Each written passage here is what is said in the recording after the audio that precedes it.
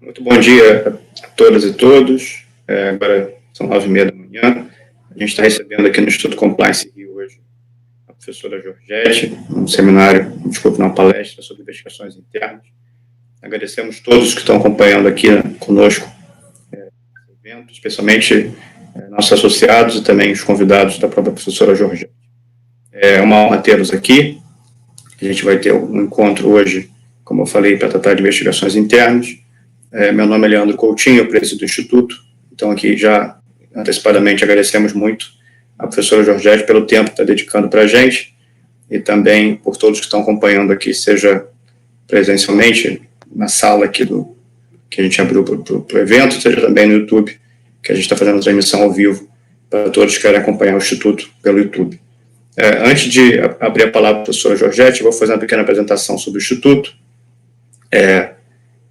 Por favor, fiquem à vontade durante a apresentação e mesmo na palavra da professora para debater, porque o que a gente estimula sempre quando faz reuniões desse tipo no Instituto, e é uma prática nossa de ano, o Instituto, acima de tudo, é uma iniciativa coletiva, a sociedade civil organizada, né, em prol da temática do compliance, da integridade, e para isso há necessidade expressa e muito valorizada por nós do debate. Então, eu vou compartilhar com vocês uma pequena apresentação, depois a gente inicia a fala da professora Georgette. Um minuto.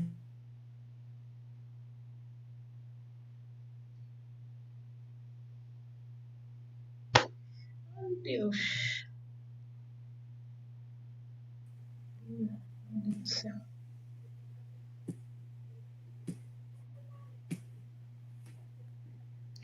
Muito bem, como eu dizia há pouco, hoje é uma reunião mensal do Instituto Compliance Rio. A gente se reúne mensalmente desde 2015, então já se vão anos e anos de reuniões, desde antes de sermos o Instituto, propriamente dito. Iniciamos nossa existência como um grupo de estudos, né, no âmbito do Rio de Janeiro, de profissionais que veem na temática do compliance um tema muito importante. Então, a gente iniciou essas discussões ainda em 2015 e temos a honra de dizer que todos os meses, desde então, a gente se reuniu. Hoje é mais um exemplo disso, né? A professora Georgette, que vai nos brindar hoje com a palestra Investigações Internas, ela tem longa experiência nesse tema, é doutora na área de compliance, tem uma longa carreira na Alemanha sobre a temática de compliance, também de investigações internas, PLD, prevenção à corrupção. Então, o currículo dela é extenso, vocês podem verificar por aí. E, como eu disse há pouco, é uma honra tê-la conosco. É um prazer para o Instituto poder abrir esse evento, abrir as nossas portas, né, mesmo virtualmente, para receber a professora Georgette. Acho que uma coisa que a distância forçada nos permitiu é que a gente possa ter essas experiências com profissionais internacionais, mesmo à distância, né? Então, ela está na Alemanha, vai fazer a palestra de lá, e a gente aqui no Brasil, em grande parte, acompanha também. Sobre o Instituto, eu vou começar sempre com essa frase, uma frase que nos marca muito. A gente, de fato, acredita que compliance significa caminhos para um país melhor. Então, todo o nosso esforço, toda a nossa dedicação é para que o compliance se torne mais presente, se torne mais real para todos nós, de tal forma que possamos juntos, né? E aí a ideia do Instituto caminhar e buscar um país melhor que todos nós desejamos, né? A professora Georgette, mesmo na Alemanha, como brasileira que também tem essa preocupação. Foi até um dos motivos da gente iniciar contatos algum tempo atrás. Ela se colocou à disposição de como poderia ajudar, seja no Instituto, seja em práticas que transformem ou que mesmo indiquem um caminho melhor para a gente. E o Instituto é um mecanismo para isso. Mencionei agora há pouco, né, a gente desde 15, 16 já com essa discussão, como podemos, de forma independente, apartidária e mesmo sem nenhum intuito de lucro, como a gente pode, de forma organizada e sustentada, né, melhorar as práticas, seja no ambiente de negócios, seja em relações público-privadas, seja em relações mesmo privadas, porque a gente sabe que compliance é uma questão meramente de entes públicos ou entes privados, mas sim de toda a sociedade. Então, a gente tem esse intuito. Como instituto, a gente está no 3º ano já, e eu tenho a honra de estar presidindo para o 2º mandato o Instituto Compliance Rio. Desde o 1º ano de existência, vocês podem verificar, a gente buscou parcerias internacionais de grande monta, né? E nos honra muito de fazer parte do Pacto Global da ONU. Se não conhecem, recomendo que conheçam, que visitem o site. Esse ano o Pacto Global completa 20 anos. E um dos princípios do Pacto Global é o anticorrupção, né? Então, todas as empresas e a sociedade civil não foge a esse tema, devem combater a corrupção em todas as suas formas, inclusive extorsão e propina. A gente, como Instituto de Compliance, tem muita vinculação com isso. Ainda na temática do Pacto Global, eu recomendo a todos também que conheçam os ODS, né, Objetivos do Desenvolvimento Sustentável, são, como estão na tela, todos relevantes, especialmente nesse momento de pandemia que a gente vive, né, porque toda a temática de educação, redução de desigualdades, segurança, combate às ações climáticas, tudo isso essa crise que a gente está vivendo, já de muito, né, estão na pauta da ONU, e os ODS são, de fato, um ponto claro, não só para a ONU, como também para nós, que somos signatários do Pacto Global. Algumas publicações que o CRIO já mantém, aí fica o convite para quem não é associado, né, que busque e compartilhe conosco as suas experiências. A gente já teve duas revistas, 2 edições da revista, em 2018 e 2019. Estamos com a chamada aberta para a 3ª edição da revista. A chamada ela é para associados do Instituto e também para convidados, né? Todos que participam como palestrantes nos nossos eventos são convidados a publicar na nossa revista. Então, já deixo aqui o convite para a professora Georgette, se ela quiser transformar a apresentação ou mesmo fazer um artigo sobre a apresentação, nossa revista é de portas abertas para publicar. Mais uma vez, será uma honra para a gente. Outras iniciativas na CRJ, artigos publicados por nós, artigos em jornal, a gente quer e busca, de forma geral, né, levar a temática do compliance para o público. Então, para isso, acho que produzir conhecimento, produzir textos, produzir peças de informação é um caminho fundamental, né? A gente tem essa prática e estimula que nossos associados também façam sempre esse tipo de iniciativa. Além disso, a gente tem também entidades acadêmicas, listei uma aqui de outras que eu poderia ter listado, uma parceria nossa que nos honra também com o CEPED UERJ, uma das principais escolas do Rio de Janeiro de Direito, uma das mais famosas. A gente participa com vários professores, inclusive vários associados também, no curso de especialização em compliance criminal e responsabilidade empresarial, com detalhe importante que todas as atividades acadêmicas ou mesmo de eventos, seminários que o Instituto participa, ele traz vantagens para os associados, né? Gratuidades, sorteios, descontos, e também não foi diferente no caso do curso de especialização, que conta com associados como alunos. Mais um pouquinho da nossa prestação de contas, né? O que o Instituto tem feito para, de fato, ser um locus, né, de debate de qualidade sobre compliance. A gente interagiu bastante com o Poder Legislativo do nosso Estado e também do Senado Federal. A gente tem 2 iniciativas aí, 3 iniciativas, 2 no âmbito da LERJ e outra no âmbito do Senado, onde o Instituto foi chamado a contribuir no debate sobre lei anticorrupção, no debate sobre lei estadual também anticorrupção, e mesmo no novo marco regulatório da agência reguladora, que foi no Senado Federal. Acho que a gente tem esse espaço, tem essa capacidade de contribuir para o debate, de tal forma que, sempre que chamados, a gente vai se fazer presente, seja nos debates públicos, como audiências públicas, audiências que as casas legislativas organizam, né? Seja mesmo como notas técnicas. A experiência para a gente foi muito rica, e tenho certeza que outras virão. Um ponto que eu vou chamar a atenção aqui, e nos enche de orgulho também, são nossos grupos de trabalho.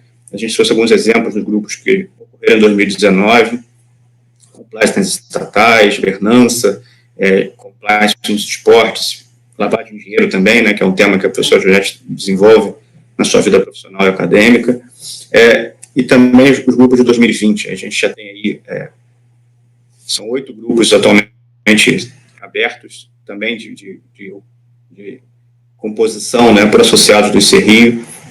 desde a temática do compliance público até LGPD, planejamento estratégico, micro e pequenas empresas, né? Uma questão tão cara quando se fala em compliance, porque é muito comum a gente ouvir que não há recursos para isso. De novo, a pandemia, isso torna cada vez mais claro, né?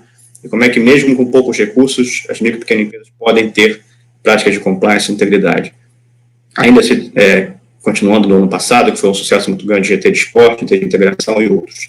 Então, assim, os GTs nada mais são do que os associados com associados discutindo de forma muito aberta e muito livre como é que o Instituto pode produzir informações, produzir conhecimento, né? A gente tem uma área do site para associados que já lá vai ser todo o material produzido pelos grupos vai ficar lá para que a produção de conhecimento seja uma coisa constante, né? Isso é muito caro para a gente. Então, essa é a mensagem introdutória. Mais uma vez, com o nome do ICRI, eu agradeço a todos que estão conosco, acompanhando na sala e também no YouTube.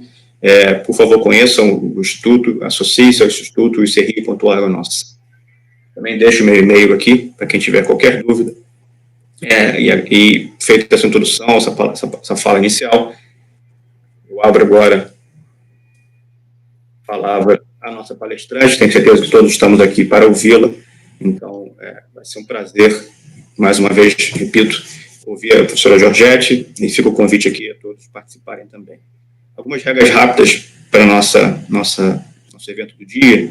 Por favor, quem quiser fazer perguntas, use o chat, fica na parte esquerda inferior da tela. Eu vou manejar aqui as perguntas, organizar e passar para o professor Georgette depois. Quem quiser também, eventualmente, fazer algum comentário oral, levante a mão. Tem também um espaço para isso na parte esquerda inferior. Dentro do possível, a gente tenta coordenar. Então, feita essa introdução, mais uma vez, muito bom dia. Passa a palavra para o professor Georgette. É uma honra tê-la conosco.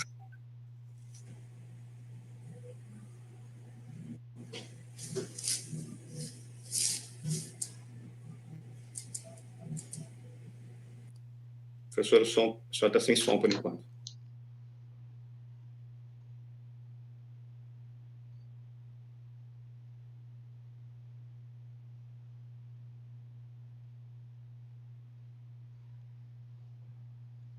Ai, uma Georgette.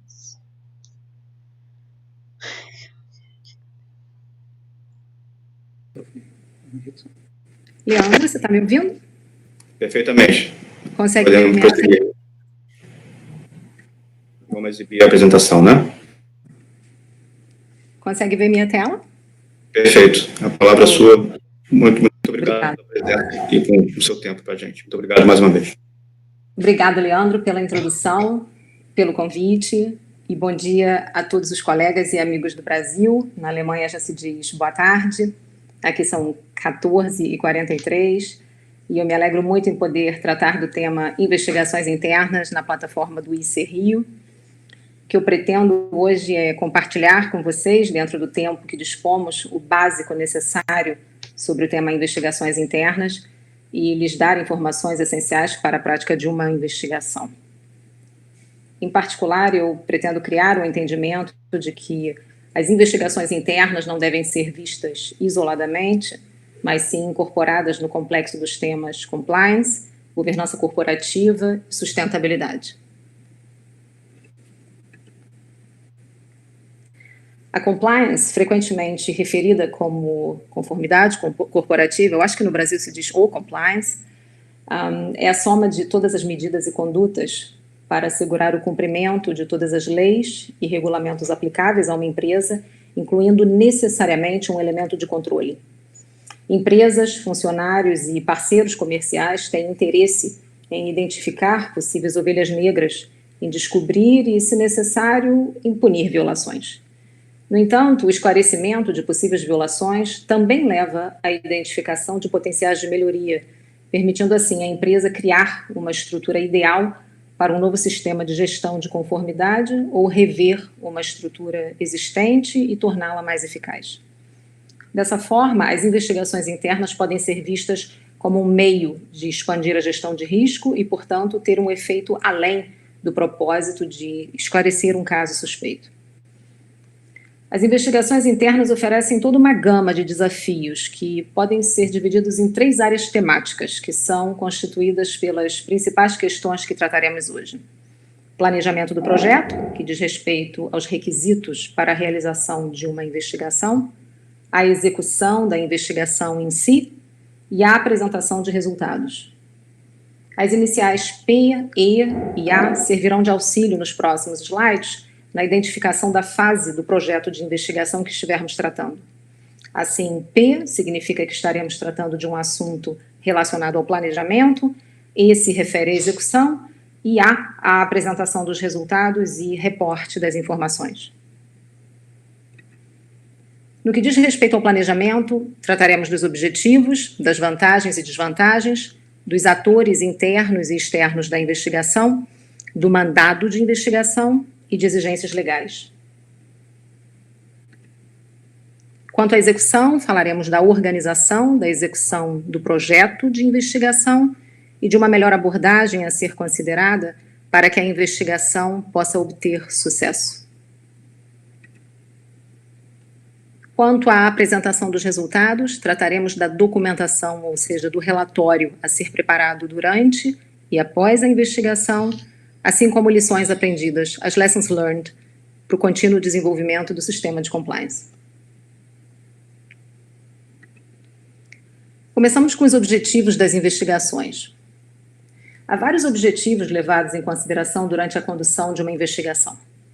Seja a resposta a uma denúncia feita por um funcionário, através do sistema de denúncias, ou porque o funcionário contactou diretamente o departamento de compliance e denunciou o cometimento de um crime cometido por outro funcionário, ou o departamento de auditoria inseriu em seu relatório uma infração a uma regra de compliance cometida por um determinado funcionário de um departamento da holding ou de uma subsidiária, ou porque o Ministério Público, a polícia ou algum órgão governamental local ou europeu, no meu caso, de posse de um mandado de investigação, deseja obter esclarecimento pelo cometimento de uma suposta infração.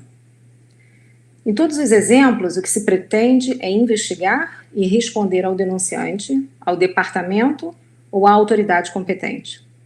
Isso aumenta a confiança não apenas por parte do funcionário, no departamento de compliance, como também de parceiros de negócios.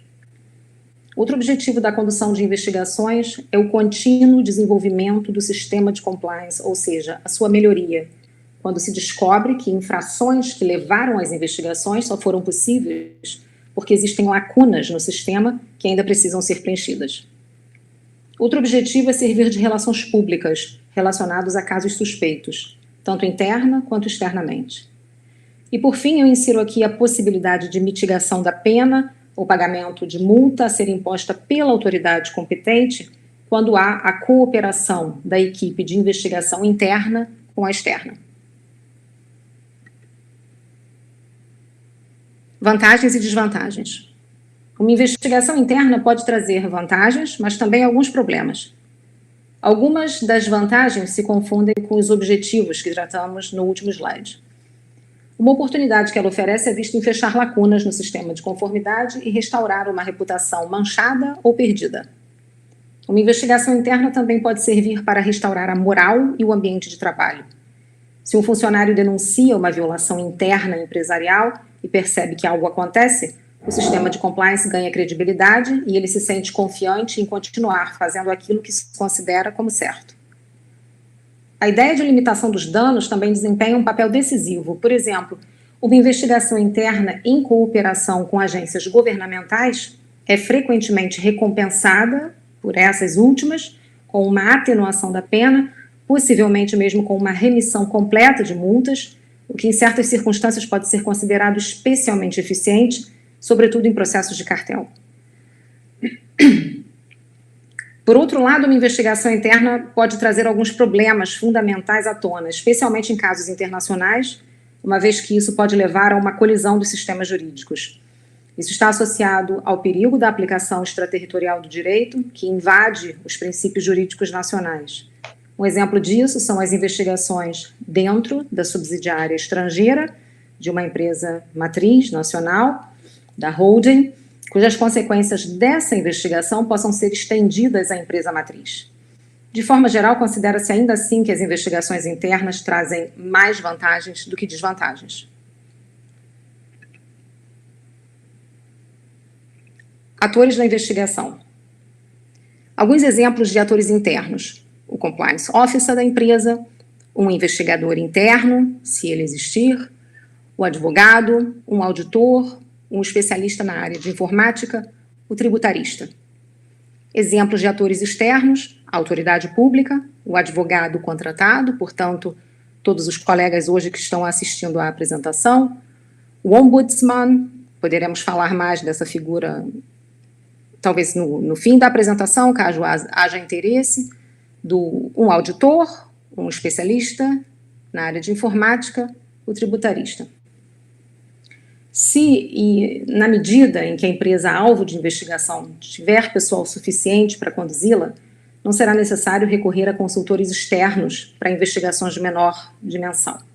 Por exemplo, no setor bancário e financeiro, há uma tendência crescente do exterior em manter essas equipes de investigação dentro da empresa, que trabalham em estreita coordenação com as autoridades externas de supervisão. Sob uma perspectiva alemã, tais funcionários não têm sido prática comum até hoje, embora haja empresas que possuam um departamento de compliance composto por investigadores, como é o caso da empresa para a qual eu trabalho. No entanto, o uso de consultores externos, dos advogados, por exemplo, é aconselhável, tanto por razões de credibilidade, devido à sua independência, quando da preparação de relatórios e na própria condução das investigações, quanto por razões de capacidade, relacionada ao número de pessoal que se tem para realizar e acompanhar as investigações. Esses consultores externos, eles devem trabalhar intensamente com os funcionários relevantes da empresa.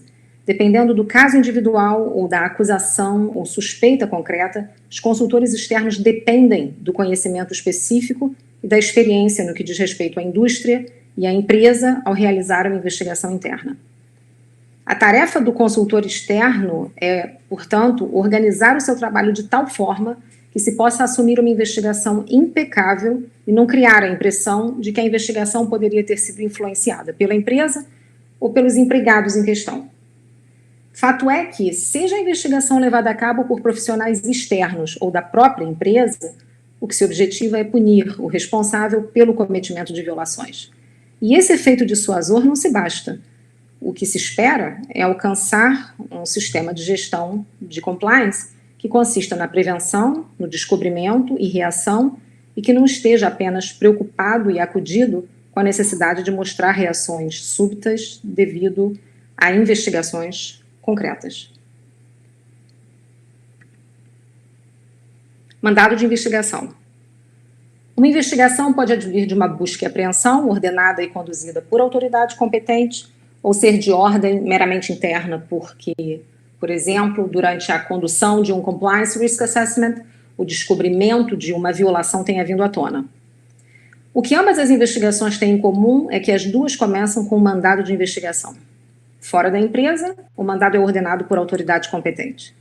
Dentro da empresa, esse mandado advém daquela pessoa que desempenha um papel de garantidor de conformidade com os regulamentos legais e os regulamentos internos da empresa. Independentemente do nome que quisermos dar a essa pessoa, seja o Chief Compliance Officer, seja o Vice President ou o diretor de Compliance, a delegação da responsabilidade de cumprimento da compliance é delegada a essa pessoa pelos diretores gerais da empresa. Em seguida, o chefe do departamento de compliance, em particular, exerce um direito ou cumpre uma obrigação, uma vez que a obrigação dos empregados subordinados do departamento de compliance necessariamente se esgotará após reportar-se ao chefe do seu departamento, na ausência de obrigações contratuais em contrário. É evidente que o Chief Compliance Officer não trabalha sozinho na empresa, mas é apoiado pelos funcionários e, se necessário, por um comitê para questões de conformidade, dependendo do tamanho da empresa e do respectivo setor.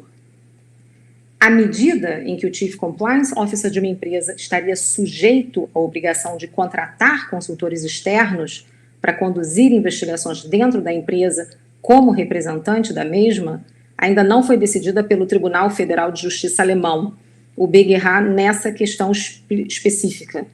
mas o Beguerra esclareceu na decisão do 5º Senado Criminal de 17 de junho de 2010 que um Chief Compliance Officer empregado é garantidor sob a luz do direito penal e, em razão disso, é obrigado a prevenir ofensas penais cometidas por funcionários da empresa em conexão com as atividades da mesma. Em primeiro lugar, para responder à questão da capacidade ou mesmo da obrigação do Chief Compliance Officer de contratar investigadores externos, é necessário analisar o estatuto do Chief Compliance Officer segundo a legislação laboral dentro da empresa. E nesse contexto existem qualificações de status law de Chief Compliance Officer bastante diferentes. Se o chefe de compliance for um órgão de administração de uma pessoa jurídica, como, por exemplo, membro do conselho de administração de uma sociedade anônima, ou gerente geral ou diretor administrativo de uma sociedade por cotas de responsabilidade limitada, com autoridade de administração individual, ele tem o direito, no relacionamento interno com a sociedade, e, como resultado, a obrigação de conduzir investigações ou de contratar investigadores externos. Além disso, o Chief Compliance Officer tem um poder de representação correspondente no relacionamento externo, porque representa a sociedade perante terceiros. Embora o tema compliance possa resultar em discursos bastante controversos nas empresas, o Chief Compliance Officer raramente se encontra na posição de representante de uma entidade legal na prática corporativa na América Latina, na Ásia ou na Europa, diferente dos Estados Unidos, onde essas posições são mais frequentes.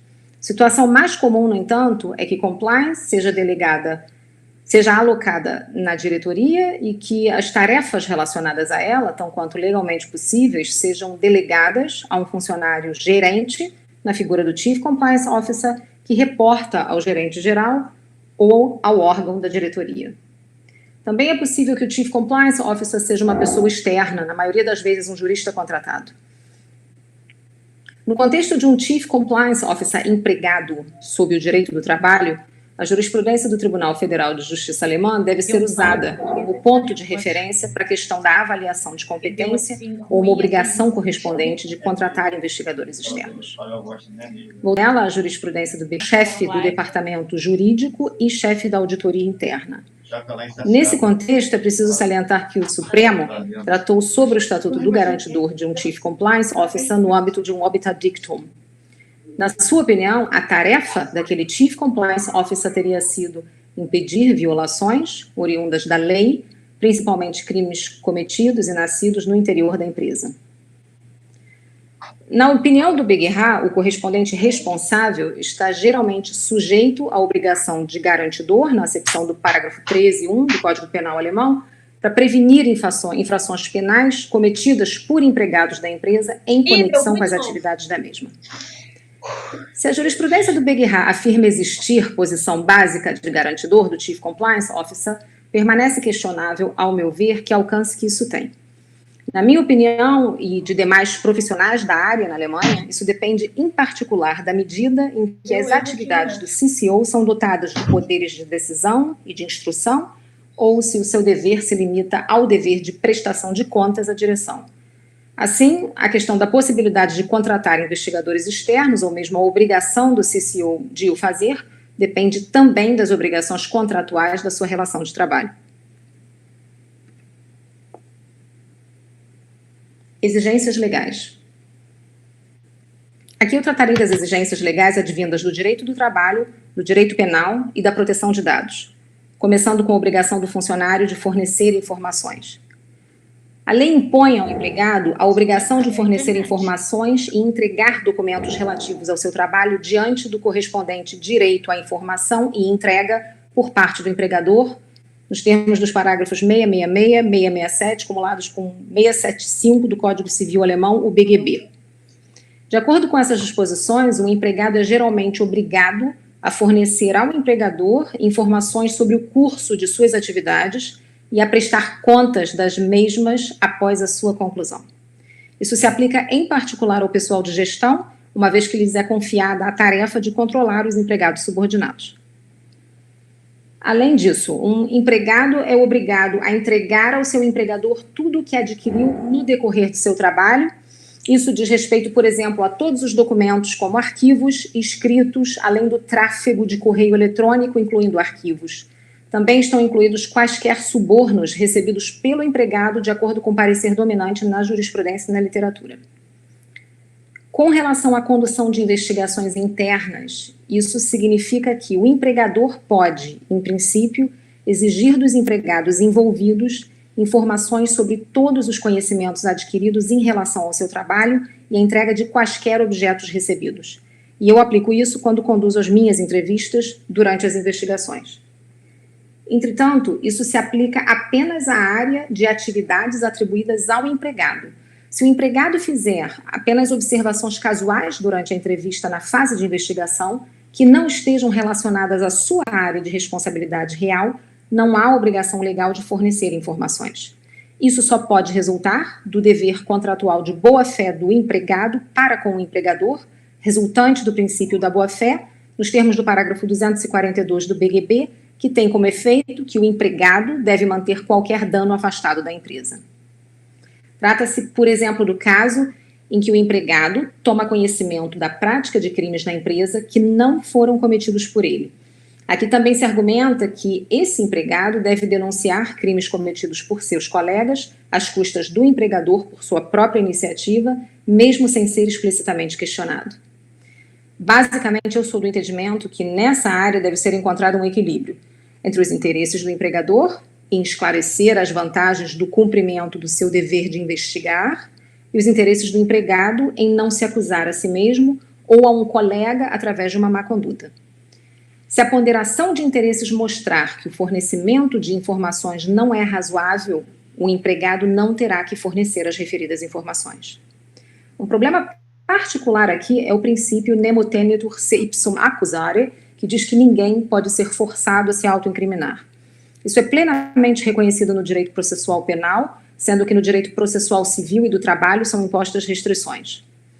Deve-se observar que os empregadores têm, em princípio, o direito legal à informação e divulgação de informações de seus empregados em relação ao seu trabalho direto. Com relação às percepções que não estão diretamente relacionadas ao campo de trabalho, o empregador só pode invocar o dever de lealdade do empregado nos termos do contrato de trabalho.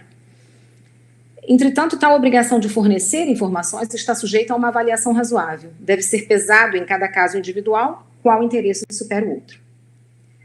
A esse respeito, há quem considere razoável oferecer as chamadas anistias aos funcionários que voluntariamente declarem sua disposição de cooperar no esclarecimento de incidentes de cumprimento, por exemplo, recompensados de tal forma que contra eles não seja apresentada queixa, que não haja a finalização do contrato de trabalho ou reivindicações de indenização por parte do empregador.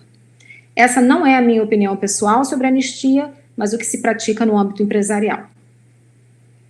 Outro problema nesse contexto é que, se o empregador pode ter direito à informação de seus funcionários, mesmo que ainda não tenham sido abertas, pois se enquadram no escopo do trabalho, não é necessário pesá-los contra os direitos pessoais do empregado, uma vez que são oficiais e não documentos particulares ou pessoais.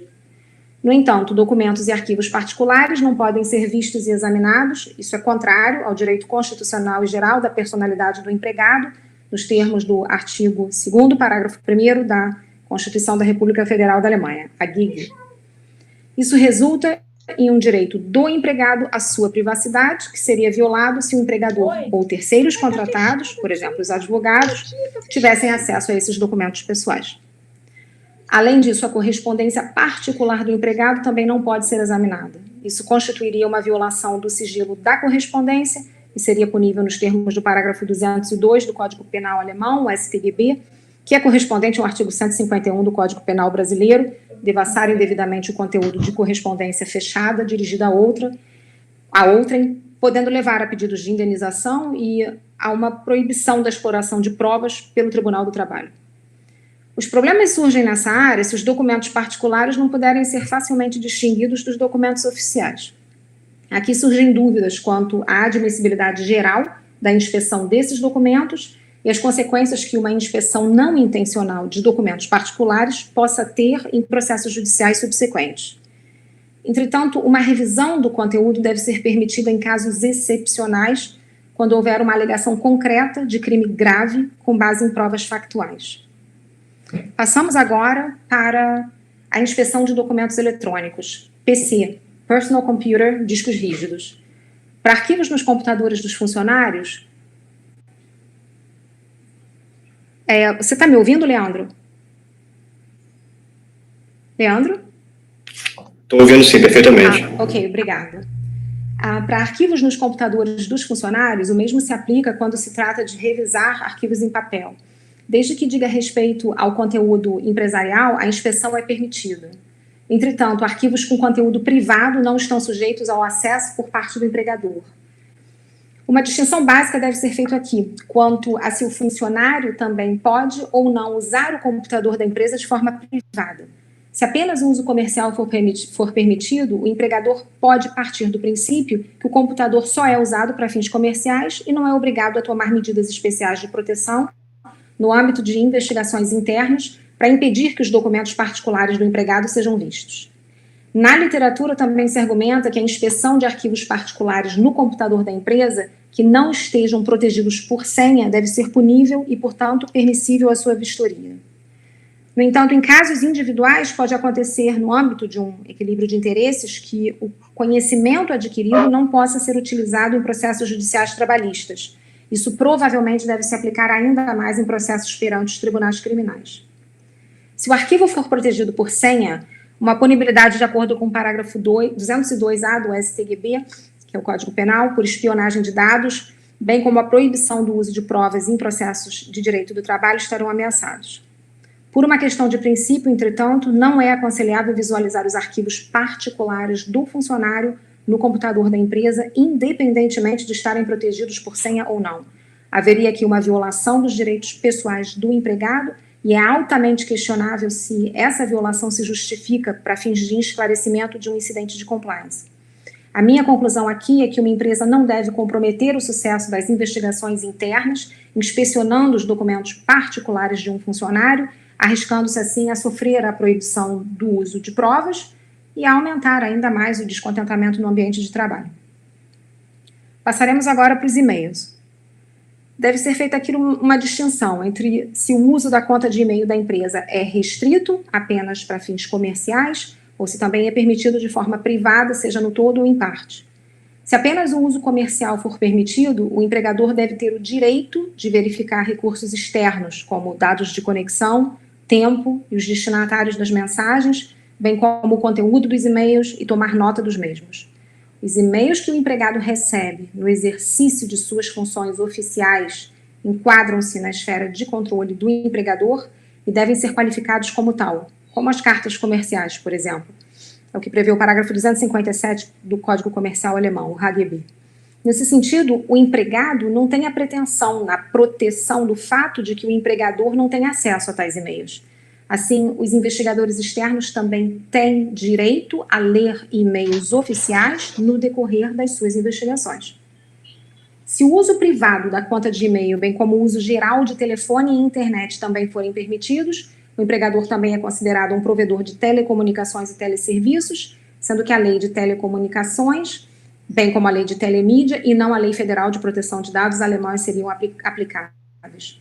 E diferentes opiniões são defendidas nessa área. Há a visão de que o conteúdo de todos os e-mails, inclusive os do trabalho, não podem mais ser vistos pelo empregador se o uso privado for permitido, pois não se pode, então, descartar que e-mails privados também sejam verificados em violação ao direito geral da personalidade. A inspeção de e-mails privados também pode levar a um crime de espionagem de dados, de acordo com o parágrafo 202A do Código Penal, o StGB. Entretanto, argumenta-se ainda que mesmo e-mails particulares podem ser inspecionados, ou seja, se houver uma suspeita concreta de que o empregado em questão cometeu um crime. O interesse do empregador em um esclarecimento abrangente de um crime deve ser subordinado ao direito geral da personalidade. Na mesma medida que todo direito fundamental, o direito geral da personalidade também está sujeito a limites constitucionalmente imanentes dentro do quadro da proporcionalidade.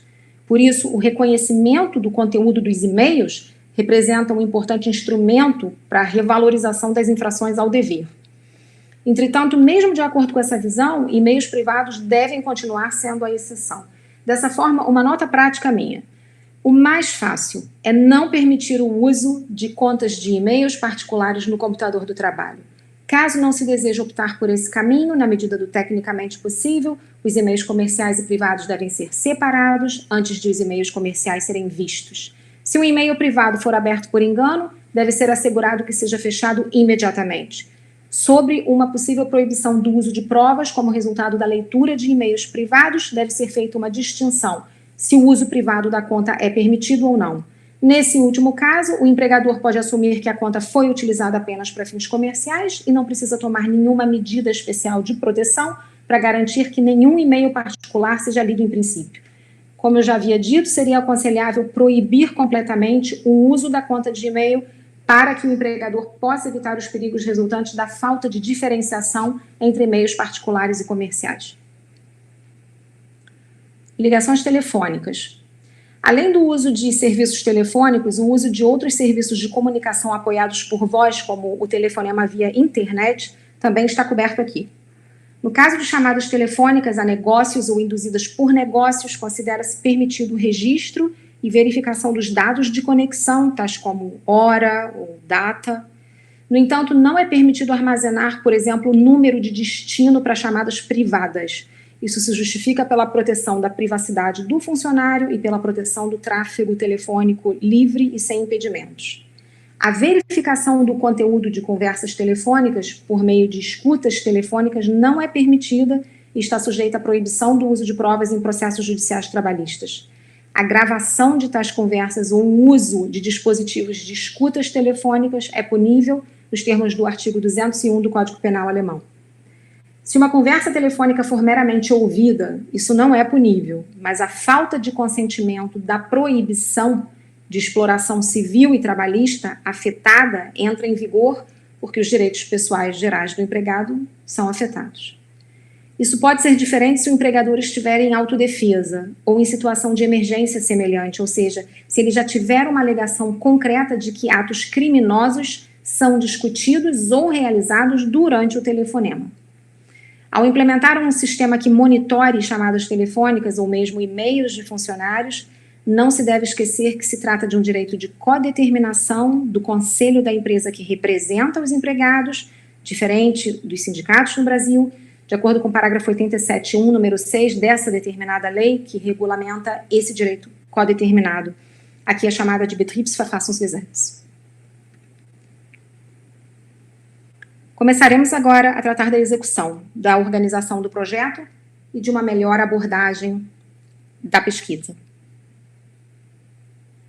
Organização do projeto, reações ad hoc, desenvolvimento de estratégia de comunicação e cooperação irrestrita com autoridades. Começando com a reação ad hoc.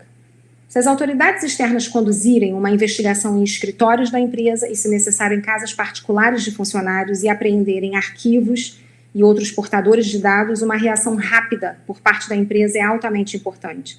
Além de uma estratégia de relações públicas, são recomendadas medidas ad hoc internas e cooperação com as autoridades investigadoras.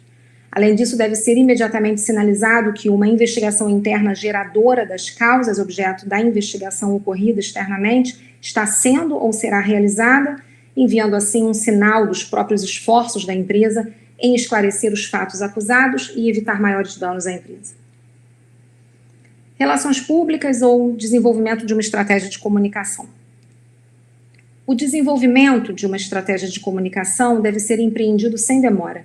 A busca e apreensão em instalações comerciais com impacto na mídia e os correspondentes comunicados de imprensa das autoridades investigadoras levam à necessidade da própria reação pública aos fatos imputados. Aqui é necessário convencer o público a investigar os fatos imputados e informá-lo abertamente sobre o resultado, a fim de evitar mais danos à reputação da empresa. Da mesma forma, eventos importantes relacionados à investigação interna e à investigação pelas autoridades investigadoras devem ser relatados prontamente, a fim de não comprometer a própria credibilidade do departamento e da empresa. Caso a empresa não possua um departamento de comunicação próprio, como marketing, é recomendável a contratação de uma agência profissional. Cooperação irrestrita com as autoridades investigadoras. O comprometimento de plena cooperação com as autoridades investigadoras no esclarecimento das acusações reforça a vontade de esclarecer a questão e sinaliza que a conduta do acusado não será tolerada. Além disso, a cooperação com as autoridades investigadoras pode ter um efeito atenuante sobre a investigação. Adicionalmente, uma conduta que seja acomodada aos investigadores estatais ajudará a garantir que os direitos resultantes da busca e apreensão não sejam utilizados em toda a sua extensão e, assim, evitar impedimentos às operações comerciais devido à disponibilidade limitada de documentos confiscados. O âmbito da cooperação com as autoridades investigadoras deve basear-se nas medidas ad hoc definidas no decurso da investigação e deve permanecer dentro do âmbito de cooperação considerado adequado. Ao mesmo tempo, derivar o escopo de cooperação dos direitos legais dos investigadores estatais é sensato e eu considero necessário para não prejudicar os direitos dos empregados através da cooperação e, assim, como empregador, violar as próprias regras no curso da investigação da má conduta, por exemplo, para salvaguardar os direitos dos empregados. Cooperação com autoridades.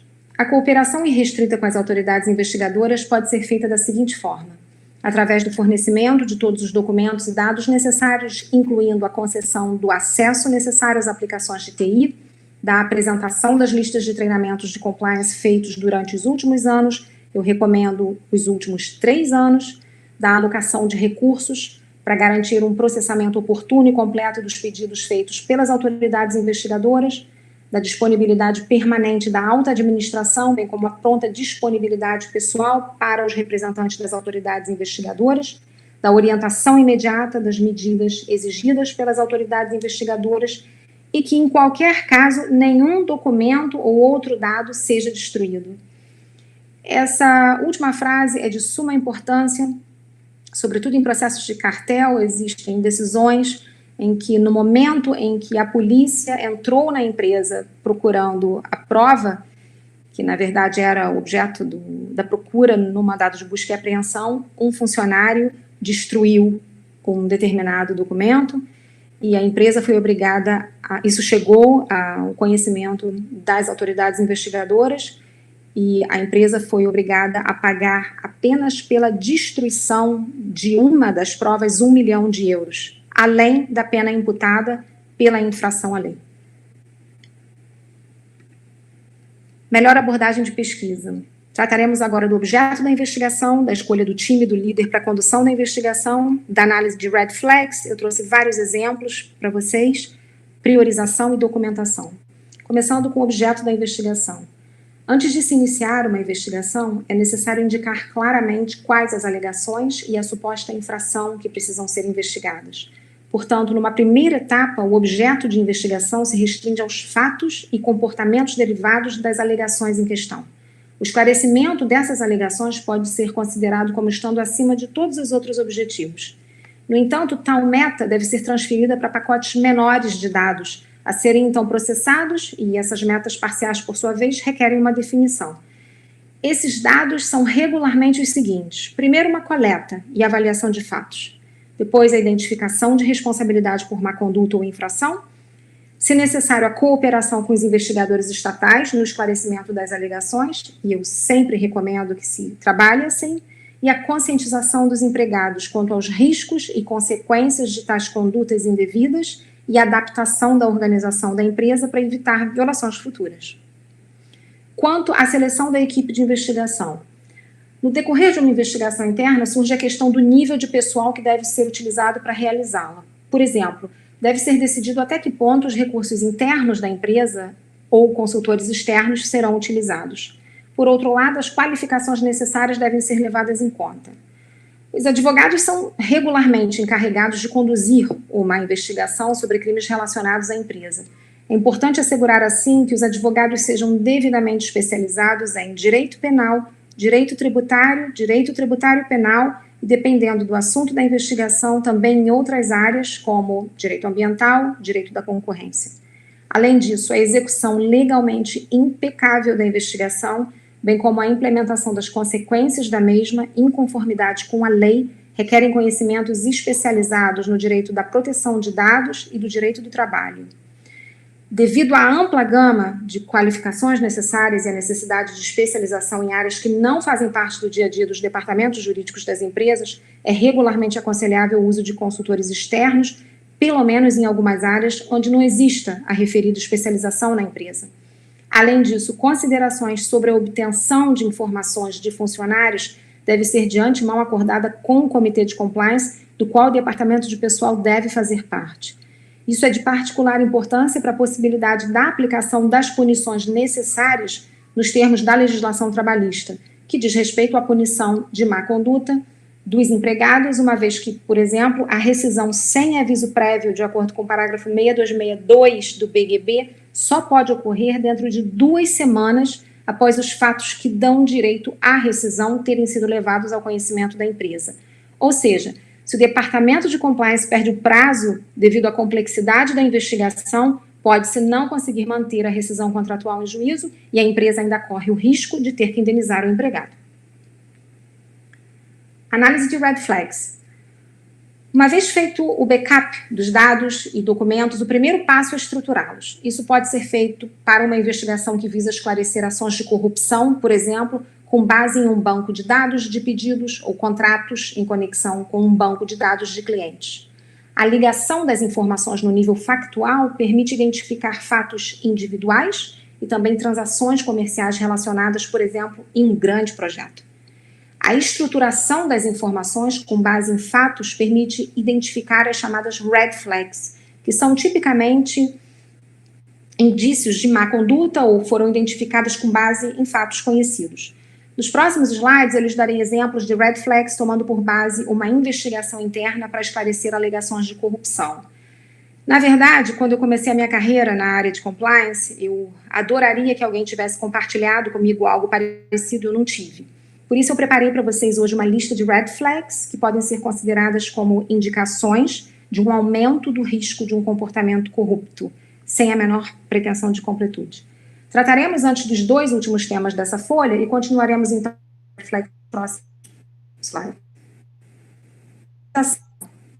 Que o volume total de todas as transações comerciais seja reduzido para as potencialmente críticas, depois da análise das red flags que trataremos no próximo slide, ainda pode haver um grande número de transações comerciais que estão sujeitas a pelo menos uma red flag.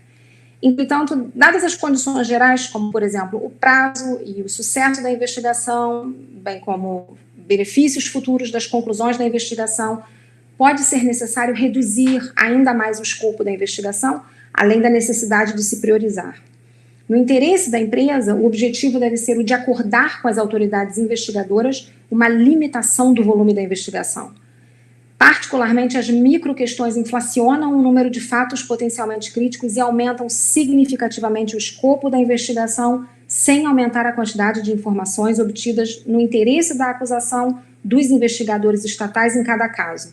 É o que, na prática, se chama de adverse finding, ou seja, você conduz a investigação na busca de um resultado e, no curso da investigação, você descobre uma outra infração associada ou não àquela objeto do mandado de investigação.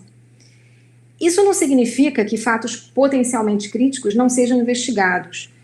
O pré-requisito para limitar a investigação a fatos selecionados, de acordo com critérios específicos, deve ser uma análise orientada no risco e a alta probabilidade associada de que um fato potencialmente crítico seja realmente identificado como tal.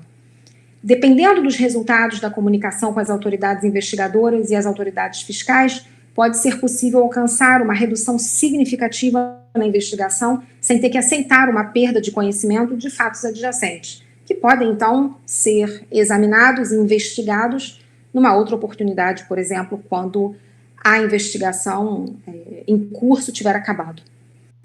Documentação. Os requisitos de documentação no contexto de uma investigação interna associada pelas autoridades governamentais de investigação são extensos e devem ser orientados de acordo com os requisitos e interesses das pessoas ou órgãos que comissionam ou que contratam a investigação. Portanto, é essencial garantir que os requisitos sejam claramente definidos e cumpridos desde o início. Para tanto, os requisitos devem ser comunicados de forma clara e inequívoca à equipe de investigação. Além de reportar aos representantes da empresa que comissionam ou contratam a investigação, a documentação da investigação é a base para controlar e monitorar a mesma, assim como seu progresso.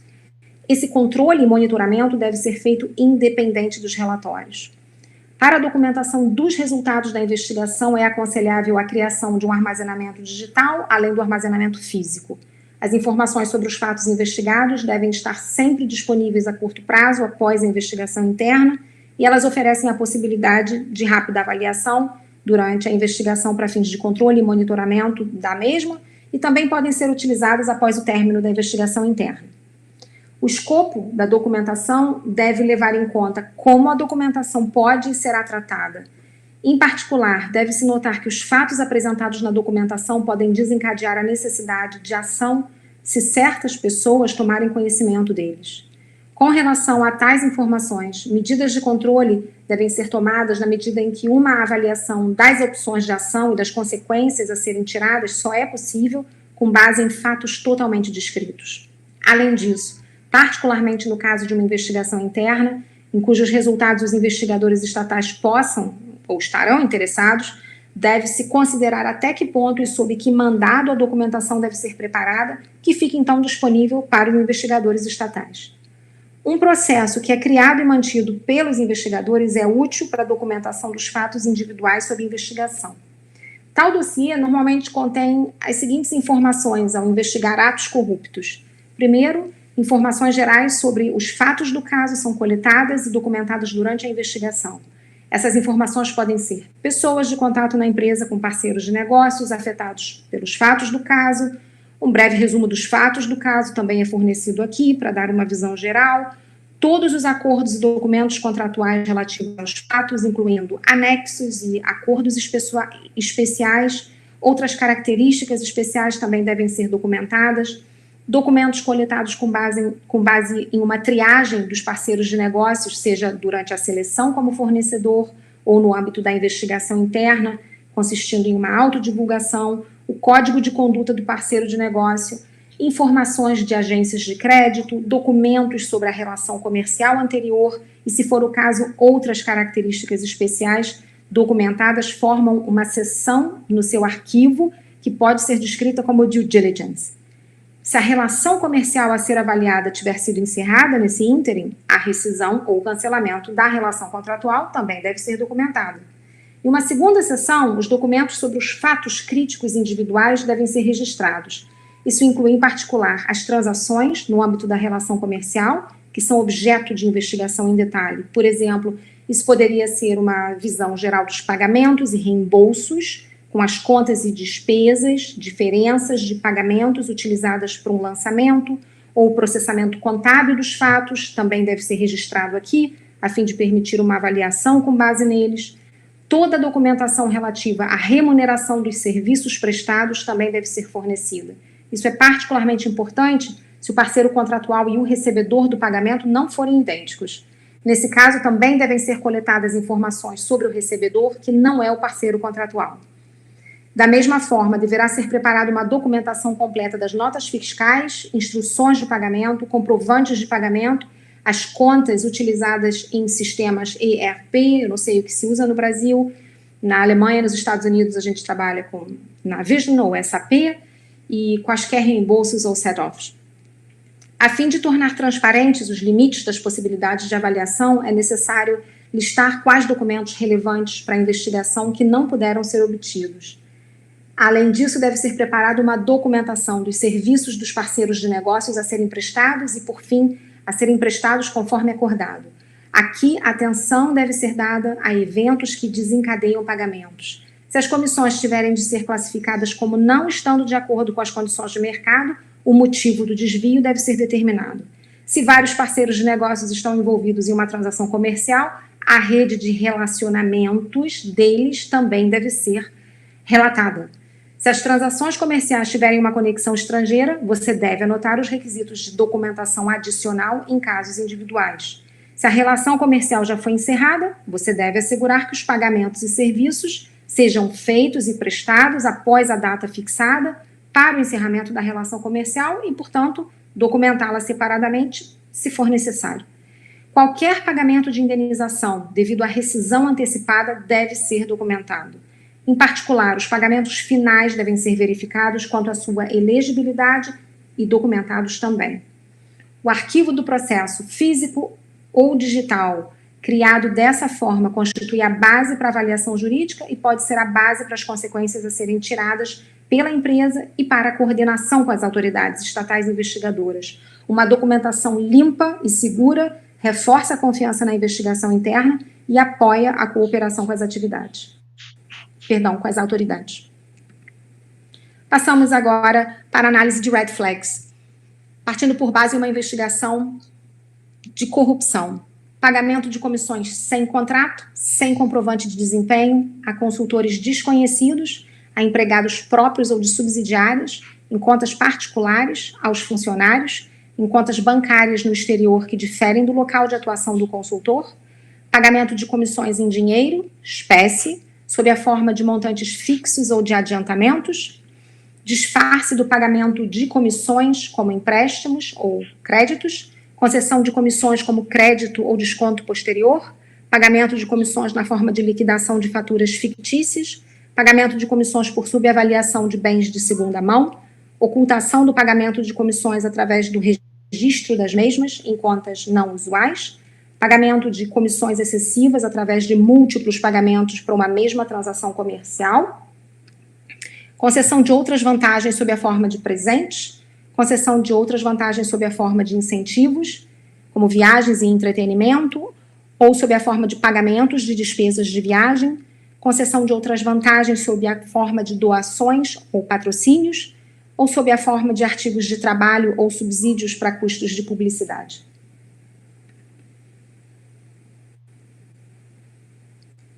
Apresentação de resultados. Começamos com um relatório durante a investigação. A descrição dos fatos deve ser feita com base nas informações recebidas e documentadas. As seguintes informações devem, no mínimo... Oi? Só para o tempo, a gente tem 10 minutos ainda para a palestra, não sei se... desculpa interrompê-la. Vai ser suficiente. Eu tenho mais 2 minutos. Estou acabando. Obrigada, Leandro. Com relação ao relatório a ser preparado durante a investigação, as seguintes informações devem receber uma descrição dos fatos. Por exemplo, resumo da gestão, informações sobre contratos com clientes finais, registros de desempenho e contratos com todos os parceiros de negócios, pagamentos e reservas, informações sobre os parceiros de negócios, avaliação de risco no direito penal e avaliação do risco sob a luz do direito tributário. Outros insights podem ser obtidos a partir de relatórios existentes, por exemplo, do Departamento de Auditoria Interna, e as atas de um conselho de compliance também podem servir como fonte de informação. Nessa fase, também se deve aproveitar as informações de um programa de anistia que tenha sido criado ou priorizar as discussões no âmbito do programa de anistia em conformidade para a investigação aprofundada dos fatos identificados. Além disso, os funcionários da contabilidade e do setor financeiro também são valiosas fontes de informação. Eles sabem para onde o dinheiro vai e de onde o dinheiro vem. Discussões diretas com a direção e com os funcionários envolvidos, no caso concreto, também podem fornecer mais informações. Essas discussões, elas devem, no entanto, ser coordenadas com a administração da investigação e, se necessário, também com os investigadores estatais. Isso serve para garantir que qualquer pessoa suspeita seja primeiramente interrogada pelas autoridades de investigação externas. As informações adicionais obtidas devem ser integradas à documentação existente e também incluídas na apresentação dos fatos. Com base nas informações disponíveis, é possível que uma equipe central de avaliação faça uma avaliação jurídica bem fundamentada dos respectivos fatos individuais. E essa fase da investigação, ela pode levar várias semanas, considerando que um caso retorne à investigação várias vezes com o pedido de obtenção de mais informações. Nessa fase, no máximo, as despesas devem ser divididas nos períodos correspondentes. A data de realização é decisiva para isso, ao contrário dos pagamentos relevantes na legislação penal e na alocação do período. Os gastos em termos de contabilidade formam a base para o apuramento do imposto e investigações motivadas pelos mesmos. Relatório final. Uma vez que todas as informações sobre um caso tenham sido determinadas e uma avaliação final possa ser feita, um relatório final deve ser elaborado, ao qual ambas as partes que encomendam a investigação dentro da empresa ou seus órgãos fiscalizadores e, quando apropriadas, autoridades investigadoras devem ser dirigidas. A estrutura do relatório final pode corresponder à apresentação dos fatos. Lições aprendidas. As investigações conduzidas por autoridades públicas e o processamento associado das transações comerciais críticas na empresa oferecem sempre a oportunidade de rever criticamente o atual sistema de controle interno, identificar pontos fracos e iniciar melhorias. Mesmo durante a investigação interna, a questão de como o comportamento ilegal pode ser prevenido no futuro, através de medidas organizacionais adequadas, deve ser estar inevitavelmente no centro das nossas atenções. Em primeiro lugar, o quadro legal em que uma empresa opera deve ser conhecido e todos os riscos potenciais associados ao modelo de negócio devem ser identificados. Isso pode ser feito regularmente com base nos resultados da investigação interna dos riscos realizados. Um sistema de informação que forneça aos funcionários e, em alguns casos, aos parceiros de negócios condições de enquadramento interno e externo deve ser estabelecido na próxima etapa para permitir o cumprimento de regras existentes. Nesse contexto, também é necessário determinar a necessidade de treinamento e fornecer aos funcionários informações abrangentes sobre os regulamentos internos e externos da empresa e as disposições legais relevantes para as operações comerciais. Aqui inclui-se ainda a elaboração de novas diretrizes internas ou a adaptação das já existentes. No entanto, não se pode descartar completamente a possibilidade de violação das normas e leis internas da empresa, a comunicação pela alta administração de que a conduta ilegal não é tolerada na empresa promove o uso de sistemas de denúncia de irregularidades, alguns dos quais são anônimos. Essa é a nossa última folha. O desenvolvimento de um processo que apoie denunciantes também deve ser estabelecido. O denunciante deve ser protegido para não prejudicar a comunicação aberta dos fatos com terceiros, diminuindo assim as chances de sucesso da investigação. Finalmente, o sistema de controle interno também deve ser avaliado e verificado quanto a pontos fracos. Todos os controles e canais de comunicação devem ser revistos a fim de descartar condutas indevidas no futuro como medida preventiva e ainda ser capazes de identificar e evitar quaisquer violações que possam ocorrer em uma fase inicial. Se um departamento de compliance for estabelecido, ele deve estar equipado com os poderes necessários para agir e tomar decisões a fim de garantir que o cumprimento das diretrizes e leis seja monitorado. Um claro compromisso da gerência com o cumprimento da lei e a correspondente comunicação a todos os funcionários da empresa e também aos parceiros de negócios sublinha a relevância atribuída ao tema e é a base necessária de uma cultura corporativa que promove o comportamento de conformidade com as regras. Ao contrário do Departamento de Auditoria Interna, os funcionários do Departamento de Compliance não devem ser ativos retrospectivamente e se limitarem à verificação de dados relativos ao passado, como também ser regularmente envolvidos na elaboração e na negociação de contratos. Essa integração de conformidade nos processos de negócio é necessária para vincular de forma eficiente a adesão desejada às regras, que deve ser alcançada por uma organização de compliance com as operações do negócio e não ter um efeito restritivo somente depois. Dito isso, eu lhes agradeço a atenção, lhes desejo absoluto sucesso profissional na área de compliance ou consultoria de empresas, enquanto advogados ou perante tribunais nacionais ou estrangeiros, e me coloco à sua disposição para perguntas. Muito obrigada pela sua atenção.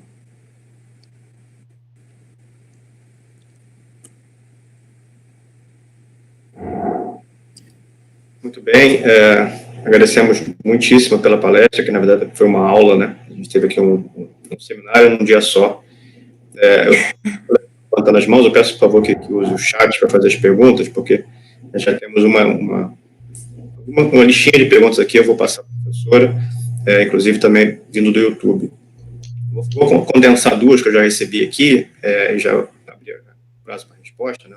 Vou voltar para a professora para a resposta. Primeiro, a questão, reforçar um pouco o que foi falado na apresentação, né? Quanto à anistia para os empregados, como é que a senhora vê isso e qual seria as vantagens e desvantagens? Vis-à-vis a lealdade, né, que os empregados têm que ter com a companhia, e também a questão de como o empregado investigado está ou deve ter seus direitos garantidos. Essas são duas perguntas que eu já achei iniciar o debate. Ok, então vamos começar com o programa de anistia. Bom, pessoalmente, eu sou da opinião que a anistia é uma faca de dois gumes. E, em razão disso, eu não aconselho inseri-la em programas de compliance, porque ela torpeda o seu próprio sistema. Como falamos no início da apresentação, um sistema de compliance, ele pressupõe necessariamente um elemento de controle. E através da condução de investigações internas, o que se pretende é descobrir o cometimento de infrações e crimes praticados dentro da empresa e punir funcionários, gerentes e, se necessário, a diretoria geral. Esse é um dever de todo compliance officer. Dessa forma, se oferece anistia a todo funcionário que esteja disposto a desmascarar o cometimento de um crime ou de uma infração a um regulamento interno empresarial, o compliance officer falha, porque não tem como punir o infrator. Além disso, seu sistema de compliance fica à mercê do risco da perda de uma certificação, porque abre mão da punição, elemento basilar de todo sistema de conformidade. Uma outra questão interessante a ser analisada no que toca à anistia é quando existe o envolvimento de investigadores externos e o conflito que surge com o fato da necessária e restrita cooperação com as autoridades. Dessa forma, se concede a anistia ao infrator, a empresa acorda com ele que não haja, por exemplo, o término do contrato de trabalho e que abre mão de possível ressarcimento material na esfera civil.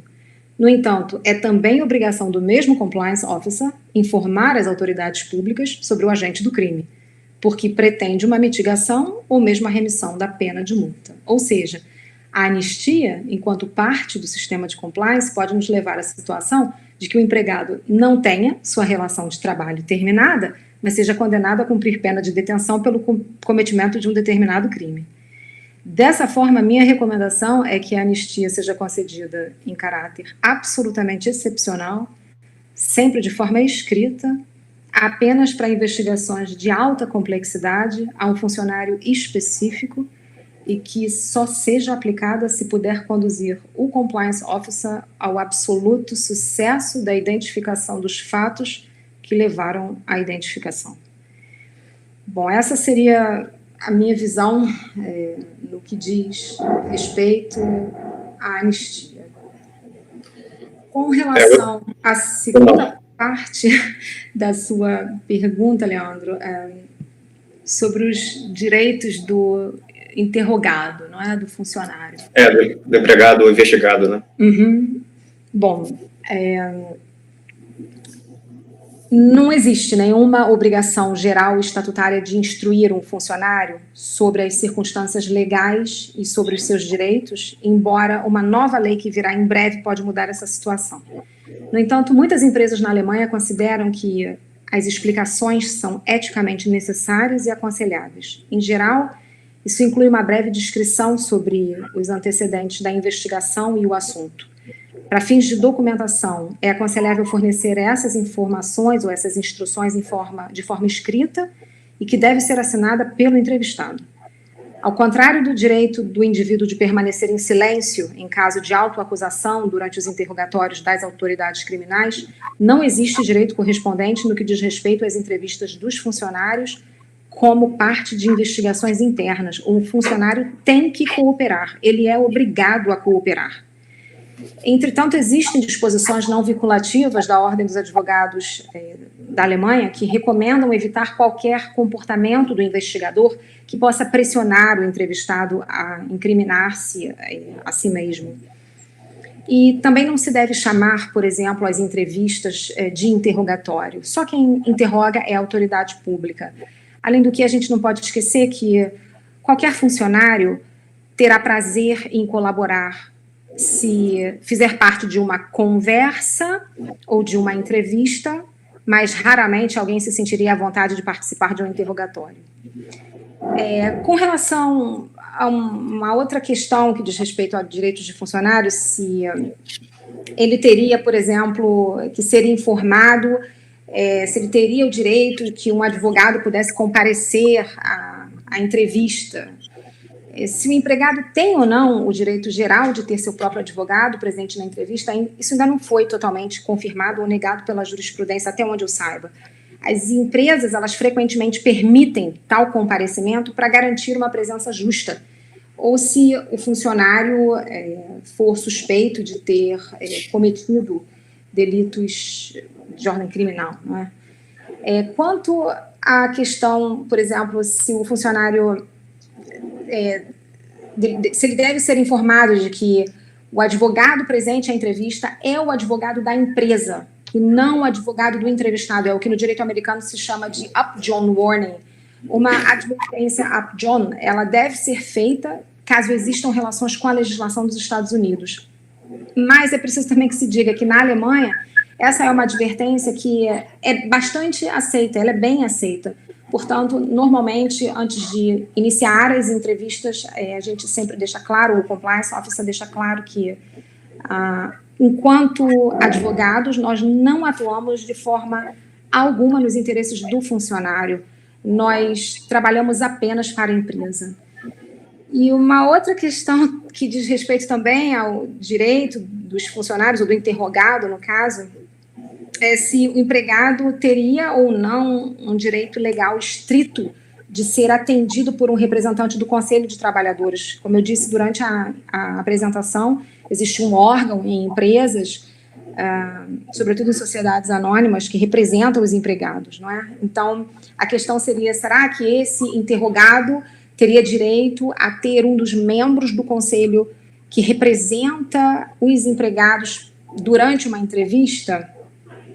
Na verdade, não. Esse direito não existe. Entretanto, para reduzir os riscos de escalação com o referido conselho da empresa, para que não haja sempre duelos entre a parte do departamento de pessoal e o conselho que representa os empregados, e para garantir o que eu chamo de igualdade de armas, as empresas frequentemente permitem tal comparecimento. Essas seriam as minhas colocações no que diz respeito ao direito dos interrogados. Perfeito. Duas perguntas a mais. Uma, até particularmente minha, você mencionou na sua palestra a questão do Chief Compliance Officer empregado, né, ou contratado, vamos chamar assim. E aí haveria a questão de ser um garante, né? Um pouco confortável. E o mesmo valeria para o estatutário, ou foi uma questão, de fato, de só nomenclatura que a gente usou aqui? Essa questão, o que é jurisprudência, depois, se alguém tiver interesse, eu posso compartilhar pelo menos a ementa da decisão do Supremo Tribunal Federal que decidiu que um Chief Compliance Officer empregado, ele seria garantidor penal. E, na verdade, até onde eu me lembro dessa decisão, a empresa para a qual o Chief Compliance Officer trabalhava, ele era Chief Compliance Officer, diretor do Departamento Jurídico e da Auditoria, ela era uma empresa de direito público, na verdade, a Companhia de Limpeza Pública de Berlim. Pode ser que eu esteja enganada, mas é mais ou menos o que eu tenho em mente. A decisão já tem 10 anos. E ela não é tão ampla assim. Eu não sei te dizer se poderia ser feita uma analogia para o estatutário. Eu não saberia te dizer. Não, sem problema. Uma curiosidade, desenvolver isso depois também.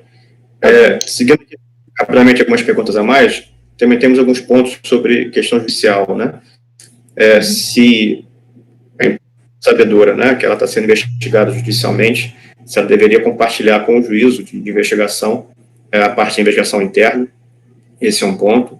E também como é que se daria a questão de busca, apreensão, etc., se via ordens judiciais ou se mesmo no âmbito interno isso seria cabível. Sim.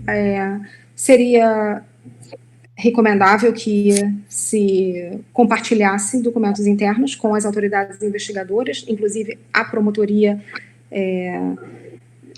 considera essa reação das empresas como muito bem-vinda. Portanto, sim, com relação à primeira pergunta, no que toca ao... Foi o mandado de investigação que você falou, não é? A segunda parte da pergunta. Sim. Bom, com relação aos requisitos do mandado... Atenção, se a empresa deveria buscá-los via judicialmente, né? Você poderia exercer isso sem essa necessidade. Para uma própria investigação, a empresa ela não precisa... Ela expede o seu próprio mandado, não é? Ela compra as cartas do jogo de futebol ela mesma. ela imprime os bilhetes do jogo. E, portanto, se um Chief Compliance Officer ordenar a investigação, o Compliance Officer precisa fazê-lo. Não há como deixar de cumprir. O mandado ele é interno. E se o mandado é externo, ele vem acompanhado da autoridade pública, seja a polícia, ou, enfim, o promotor de justiça, ou agências governamentais. Às vezes você tem alguns órgãos que são europeus, como, por exemplo, em infrações a crimes do direito de cartel. Aí, digamos, a quantidade de pessoas envolvidas é maior. Mas eu não sei se eu respondi a sua pergunta com relação ao mandado de investigação, se haveria alguma coisa do mandado que eu deveria ainda acrescentar. Não, eu acho que sim. Aproveitando aqui o tempo para outras perguntas também, foi trazido, né, a questão de assédio moral e assédio eventualmente sexual, assim, como é que ocorressem investigações, se esse escopo seria o mesmo, e também em relação à violação de segredos industriais, os segredos do negócio da empresa, né? Ter cuidados adicionais numa investigação interna que tivesse esse tipo de tópico. Certo, exatamente. Com relação ao primeiro tema, ele não seria levado a cabo pelo Departamento de Compliance. Compliance não trata de todas as matérias, vamos dizer assim, que possam ser objeto de uma investigação. Em princípio, sobre todas as matérias que digam respeito ao programa de compliance, e essas matérias do programa de compliance são sempre categorias de risco empresarial específicas. Portanto, a gente pode citar aqui anticorrupção, antitrust, proteção de dados, responsabilidade pelo produto, prevenção à lavagem de dinheiro, ao financiamento do terrorismo, etc. E se todas elas serão tratadas por um único departamento, isso também é questionável. Apenas a título de informação, matérias relacionadas a áreas de recursos humanos, seria o caso de assédio moral, normalmente não são objeto de investigações por parte do Departamento de Compliance, embora exista um estreito contato e trabalho necessário entre Compliance e o RH para a imputação das consequências oriundas das investigações no que toca a funcionários. Com relação à segunda parte da pergunta, que diz respeito... me ajuda de novo, Leandro? Claro. Eu vou até aproveitar e pegar um gancho também, porque fala de empregados, né? Eu falei a questão de investigações de assédio moral, assédio sexual, e também reforçar um ponto que foi falado durante a palestra, a questão do uso de e-mails corporativos, mas com assuntos pessoais, né? Como é que isso tem sido tratado, só para reforçar, foi o objeto da palestra, repito, mas também a prudência tem limitado isso, ou se, de fato, por ser do empregador, o acesso é livre. Não, a empresa ela tem que regular isso por escrito. Se o uso da conta de e-mail da empresa pode ser usada para fins privados ou não. Se não puder ser usada, e na verdade é o que eu recomendo na prática, porque a complexidade numa investigação aumenta demais, se o funcionário também tiver usado a conta de e-mail da empresa com e-mails particulares, não é? O ideal é que seja completamente separado, porque, do contrário, você tem dificuldade na investigação, porque, em princípio, o empregador tem direito a ler tudo o que seja comercial. Ele não tem direito a abrir correspondências ou ler as partes do funcionário. Então, o ideal é que não seja permitido, em hipótese alguma, que o funcionário use o e-mail da empresa para o uso particular, porque, do contrário, se ele usa, embora não sendo permitido, o empregador tem o direito em ler esses e-mails particulares. É bem verdade que em tribunais eu acho que se teria alguma dificuldade em fazer uso dessa prova, mas essa é a regra. Eu aconselho separar completamente a parte privada da parte comercial. Eu acho que isso começa até para uma regra clara em relação ao empregado, né? Não utilize. Acho que é melhor do que depois dizer separar o que é da empresa e o que é dele próprio, né? Exatamente. A letra da Aí mensagem começa... facilita muito esse tipo de coisa depois, né? Sim, sim. E aí começam outras discussões, como há proteção de senha ou não há proteção de senha. Por exemplo, o funcionário, ele usa o computador, ou melhor, os e-mails, apenas para fins comerciais. Então, numa investigação, você, claro, é um direito codeterminado, você precisa da autorização do órgão que representa os funcionários, obviamente, mas você imagina, durante uma investigação, você instala um sistema de monitoramento dos e-mails, o funcionário não sabe. Então, você lê todos os e-mails dele e descobre que, por exemplo, existem também arquivos, não é, que são privados e protegidos por senha.